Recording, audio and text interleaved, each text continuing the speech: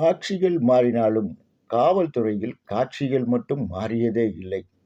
கடந்த காலத்தில் தந்தை மகன் கொலை என்றால் தற்போது அஜித்குமார், முதல்வர் திரு மு.க.ஸ்டாலினே இறங்கி வந்து சாரி கேட்டாலும் எதிர்க்கட்சிகள் விடுவதாயில்லை.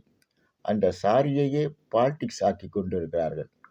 அதிமுக சட்டப்பிரிவு இணை செயலாளர் பாலமுருகன் இப்படியே போனால் முதல்வர் ஸ்டாலின் எக்கச்சக்க சாரி சொல்ல வேண்டி வரும், மக்களும் அவரை பார்த்து சாரி சொல்ல வேண்டி வரும் என்று கூறும் காட்சிகள் தற்போது அதிமுக வட்டாரத்தில் வைரலாகி கொண்டிருக்கிறது.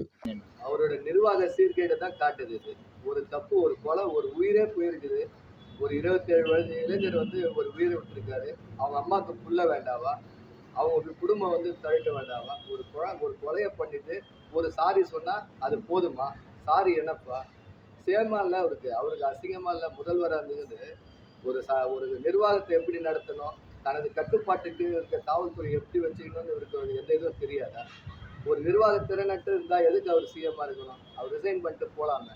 பொதுமக்களோட கருத்து இது. தமிழகம் ஃபுல்லாவே இதுதான் கருத்து. என்ன இது போல பண்றாரு? அப்ப எல்லாத்துக்கும் சாரி சொல்லுவாரா? விலைவாசி உயர்வுக்கு ஒரு சாரி சொல்லணும், மின்சார உயர்வுக்கு சாரி சொல்லணும், அப்ப வீட்டு வரி ஏற்றத்துக்கு சாரி சொல்லணும், எக்கச்சக்க சாரி சொல்லலாம். வாழ்நாள் ஃபுல்லா சாரி தான் கேட்டுட்டு இருக்கணும். இவர் வேலையே செய்ய முடியாது.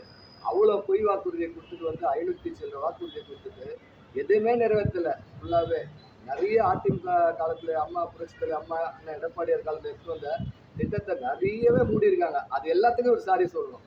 சாரி சாரி சாரின்னு சொல்லிட்டே தான் இருக்கணும். ஒரு நிர்வாகம் பண்ண முடியலன்னா எதுக்கு இவர் முதலமைச்சரா இருக்காரு?